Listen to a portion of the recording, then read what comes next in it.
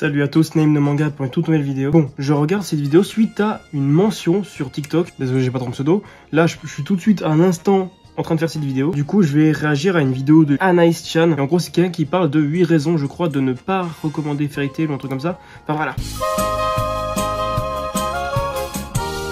Pourquoi est-ce que je ne recommande pas Fairy Tail? Avant de me dire quoi que ce soit, sachez que j'ai déjà regardé l'œuvre plusieurs fois avant de me faire mon avis, donc pas la peine de me dire que je n'ai pas regardé parce que je n'ai pas le même avis que vous.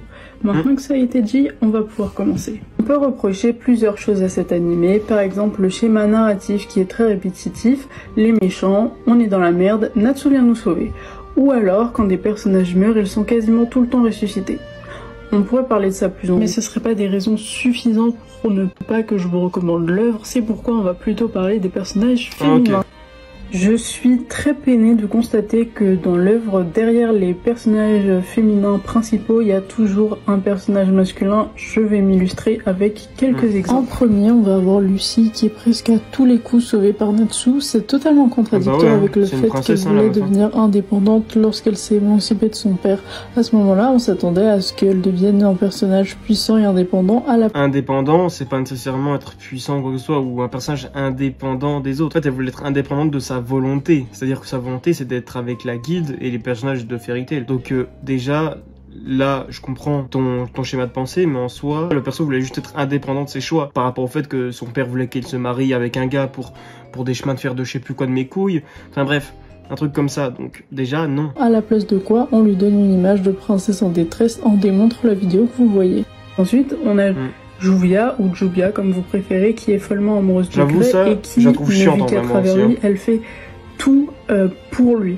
Vous me direz que c'est l'amour qui fait ça et je ne le critique absolument pas. Je ne critique pas l'amour que Juvia ou Jubia comme vous voulez porte à Grey, mais j'utilise cet élément pour vous montrer encore un autre exemple de mon propos. Et enfin, vous avez Erza, qui aurait pu être un excellent personnage féminin, mais elle est devenue ce qu'elle est grâce à Jelal. En démontre l'arc de la tour du paradis, puisque avant de le connaître, c'était une fille très peureuse. C'était logique vu l'histoire qu'elle avait. Non, mais en soi, Erza, c'est un personnage très fort, etc., tout ce que tu veux. Mais genre, c'est pas parce que elle est devenue courageuse grâce à Jelal que ça change quoi que ce soit, en fait. Genre, c'est pas grave que ce soit grâce à un homme, hein. Je veux dire, si c'était une meuf, ça aurait été la même chose, tu vois. Je sais pas, je comprends pas. C'est le fait qu'il y ait un homme derrière les meufs. Enfin bref, on s'en bat les couilles là. Hein. De toute façon, c'est une question de développement. Juste elle a amoureuse de Jelal et puis tout ça. Enfin voilà. Je sais pas trop qu'est-ce que tu veux dire en fait. Mais continue en vidéo parce que je... Ok. Mais c'est grâce à Jelal qu'elle est devenue la femme forte qu'elle est. Ce n'est pas péjoratif, attention, dans la mesure où elle lui a permis de devenir plus forte. Mais vous remarquerez encore une fois qu'il y a un personnage masculin derrière un personnage féminin.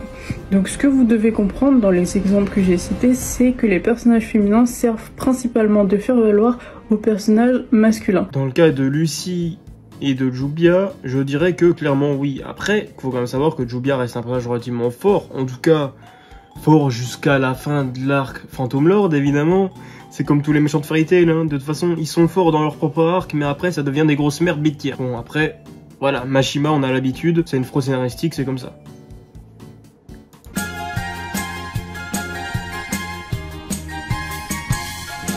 La deuxième chose qui me dérange, et comme tout le monde dans Fairy Tail, c'est ce fanservice érotique omniprésent. Vraiment, c'est insupportable. Donc là, j'ai pris un extrait d'un épisode et on va en parler. Si c'est un filler, je rigole. Erza est torturée, mais on arrive à la placer dans une situation où elle est sexualisée. C'est-à-dire qu'ils ont presque réussi à faire passer une scène censée être douloureuse pour le spectateur, comme Erza elle est en souffrance, en une scène presque agréable, voire de plaisir par le biais de cette sexualisation. Non. Non, il n'y a vraiment aucun plaisir dans cette scène. Certes, nous on est là, on voit des bzaises, des bouses faire... D'accord, ok, mais genre, à aucun moment on se dit que Erza prend du plaisir. Certes, voilà, la scène sexualisée par rapport au Gainax Bounce. Ça, honnêtement, c'est pas grand chose à côté des OAV de Fairy Tail. Hein. Parce que si vous regardez les OAV, les gars, vous avez nique ta mère. Heureux que Erza est censé représenter un personnage badass, sauf que c'est un des personnages les plus sexualisés. Pourquoi? Parce que Erza est un personnage extrêmement populaire qui plaît à quasiment tous les fans de Fairy Tail, sauf à moi parce que je suis un connard d'aigri. Alors si, en vrai, plus sérieusement, le personnage me plaît, en fait, c'est juste que Mashima en fait de la merde, surtout dans Fairy Tail Sonnet Quest, où en gros, il répète tout le temps le même schéma narratif avec Erza. C'est-à-dire que, oh, elle se fait défoncer, je suis sur le point de mourir, et puis genre, enfin non, pas je suis sur le point de mourir, mais genre en gros, genre tu sais, bah, j'ai trop mal, machin, genre en gros, l'autre fois là, avec les 5 sens à Tartaros, et toujours, je me rêve, je suis trop badass. Avec le visage noirci, et nique ta mère là, c'est bon Mashima, on a compris.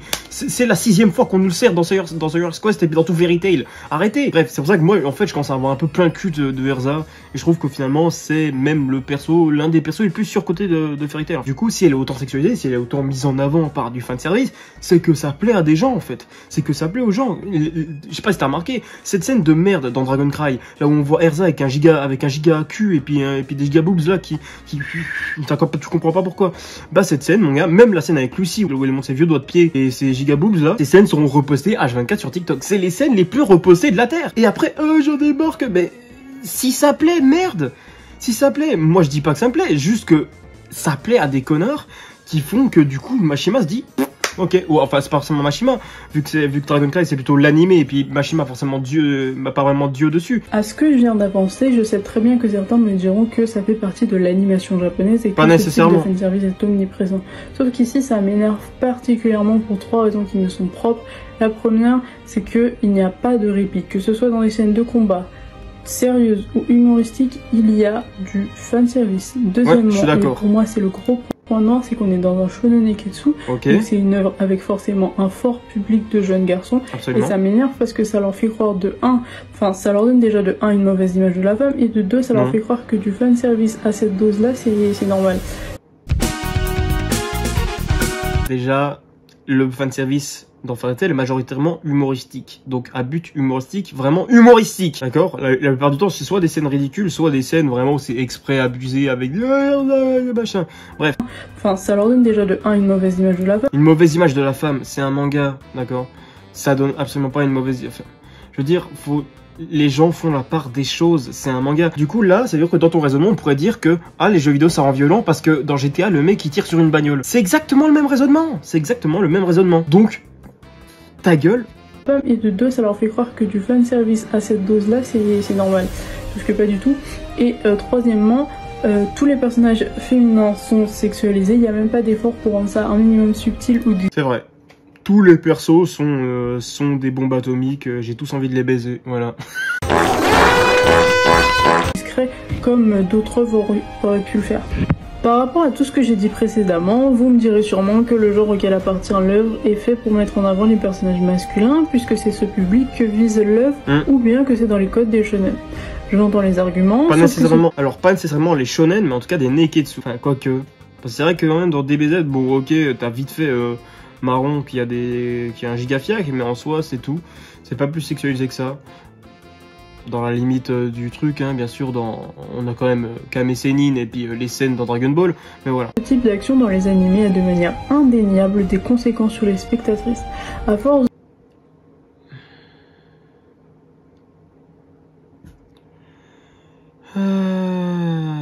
Quand des conséquences, ta gueule, s'il te plaît, ta gueule. C'est vraiment... C'est de l'humour, putain, même dans Fire Force que t'as montré, c'est de l'humour. C'est tout le temps mis sous le truc de l'humour de « Oh, c'est un accident ». C'est comme dans les putains de trucs, c'est comme dans les mangas ecchi. Si on parlait de viol banalisé, oui, effectivement, il y a peut-être un problème là, effectivement. Mais en soi, là, c'est majoritairement des scènes humoristiques que tu critiques. Donc, à partir du moment où il y a le biais de l'humour derrière, et que dans le fait humoristique, c'est que justement, il y a cette scène-là qui arrive, parce que c'est ça, etc. Certes, oui, c'est ecchi, oui, certes, c'est du fanservice, machin, ce que tu veux, mais ça reste sur le biais de l'humour et non d'un truc qu'on voit. Il n'y a rien de réellement violent à l'action que l'on voit, il n'y a rien de réellement... T'as compris ce que je veux dire, parce que là, je trouve plus les mots, bref. De voir des œuvres où les personnages féminins sont représentés en tant que féroces. Bref, en fait, maintenant, ce que je me rends compte, en fait, c'est que c'est vraiment la vie d'une femme chiante sur un manga chiant. Donc voilà. valoir des personnages masculins ou bien considérés pour des parties de leur corps, les jeunes filles qui s'identifient à ces mêmes personnages vont non seulement remettre en question leur valeur en tant qu'individu, mais en plus... Pas nécessairement, je connais plein de meufs, beaucoup de meufs sont fans de Fairy Tail et pourtant elles sont pas là à montrer leur corps pour obtenir une clé, tu vois. Faut arrêter de dire de la merde. En plus complexé, déjà complexé par rapport à des meufs dans... Bref, quand je dis que c'est vraiment la vie d'une femme, qui en plus à tous les coups, elle fait peut-être 120 kilos, non, je suis un fils de pute.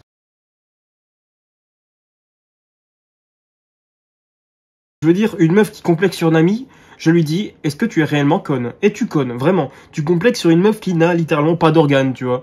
Vraiment, où sont les organes de Nami, s'il te plaît? Peut-être dans les boobs, vu la taille, bref. Nique ta mère. Bref, juste arrêtez, arrête. En fait, on ressent que dans son avis, c'est la vie d'une femme chiante. Elle parle uniquement de la place des persos féminins dans l'œuvre, du fanservice abusif par rapport aux femmes, sur lequel je suis majoritairement d'accord. Par contre, les problèmes scénaristiques de Fairy Tail, on s'en bat les couilles. Non, c'est vraiment les femmes, les femmes, les femmes. Donc voilà, en fait, j'ai juste compris. Donc en fait, finalement, ces critiques, c'est juste un avis de merde de meuf de gauche qui casse les couilles. Alors que moi, je suis pas de gauche ni de droite. Moi, je suis une espèce d'entre-deux chelou. Genre, à la fois, je suis un fils de pute de droite, mais à la fois, je suis plutôt bien pensant. Je suis pour l'égalité entre tout le monde. Sauf les noirs, parce qu'ils sont chiants. Enfin bref. Continuons cette vidéo de féministe qui me casse les couilles. Jamais les gars, c'est de l'humour. Sauf les blagues sur les gros. Ça faut que j'arrête. Non, parce que je sais qu'il y a des gens qui vont sans doute prendre mal ou prendre sérieusement ce que je dis. Les gars, majoritairement, c'est des vannes, hein, quand je vanne et tout. Plus complexé de ne pas avoir le corps de ces 10 personnages auxquels elle s'identifie, notamment lorsque c'est quelque chose qui est mis en avant. Et en plus, elle risque de créer elle-même des situations où elles seront sexualisées. Maintenant, est-ce qu'on accepte ce fanservice érotique lorsqu'il n'apporte rien à l'histoire, mais que ça fait plaisir à une partie des spectateurs? Pour ma part, c'est non. Surtout lorsqu'on a des œuvres comme Full Metal Alchemist Brotherhood qui n'ont jamais eu besoin de... FMA n'est pas une œuvre comparable à Fairy Tail. FMA est sans doute une œuvre bien plus complète, bien meilleure que Fairy Tail. Fairy Tail est surtout une œuvre déjà qui est faite par improvisation. Mashima n'a jamais une semaine d'avance, ou alors s'il en a une, c'est maximum genre 2. Et puis même il le dit lui-même dans les post-face des tomes que justement c'est un manga qu'il écrit avec improvisation et que genre il a une idée un peu de ce qu'il veut faire dans son arc, mais en soi il fait quasiment tout au feeling. Genre il a 2-3 éléments scénaristiques et c'est tout. Genre pour vous dire, END, la suite avec Erza, etc. c'était même pas prévu à la base. Enfin, quoique, je crois qu'avec Erza, c'était peut-être prévu. Mais bref, à la base, Fairy Tail, c'était genre censé être une dizaine de tomes. Puis, ça s'est rallongé à une vingtaine, puis une trentaine. Et après, c'est parti en couille. Et il a fait tout ça au feeling, en fait. END, Zelef et tout, on n'était même pas censé savoir qui c'est Zelef, hein. Donc, et puis même, en fait, c'est comme comparer One Piece à Fairy Tail. Ça n'a aucun sens. One Piece est une œuvre construite avec un univers étendu, des complexités scénaristiques, des complexités au niveau de l'univers, de tout, de la géopolitique. C'est un bordel monstre. Frère, Fairy Tail, mon ref, c'est une bande de gars. C'est des potes, et ils tabassent des guildes. Et c'est n'importe quoi scénaristiquement, parce que l'auteur est une merde. Non, l'auteur est pas une merde, juste que c'est une grosse fraude scénaristique. Genre, il dessine très bien, c'est un go du dessin, Mashima, je te kiffe en dessin, mais vraiment, tu pues la merde scénaristiquement parlant. Fanservice érotique, ou de faire valoir féminin pour être une œuvre excellente et reconnue mondialement. Ouais, ok.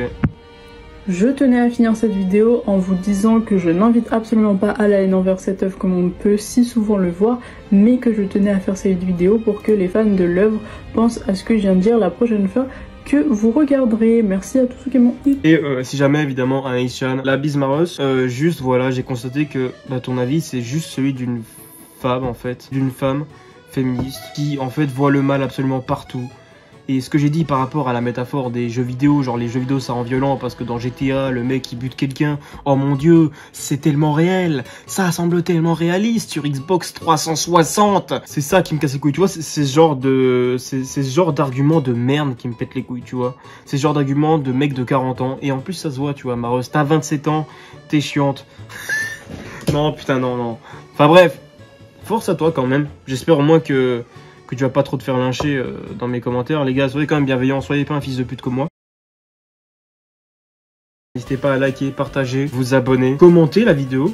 D'ailleurs, merci beaucoup pour l'accueil de la précédente vidéo où je répondais à Manga Trash qui a fait pas mal de vues. Et du coup, encore merci pour avoir vu cette vidéo. Et à bientôt, ciao.